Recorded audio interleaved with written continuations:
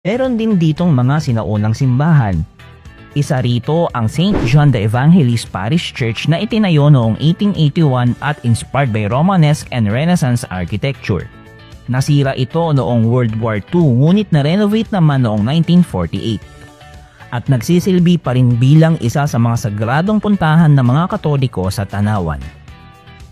Known for its 21 natural hot springs, Sabang River Eco Park is the perfect spot for relaxation.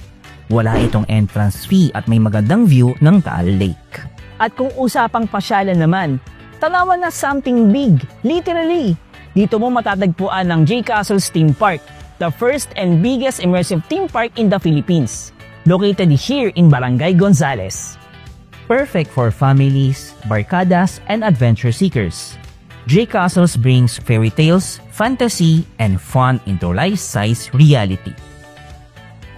Tanawan is also known as an agricultural trading center of Calabarzon.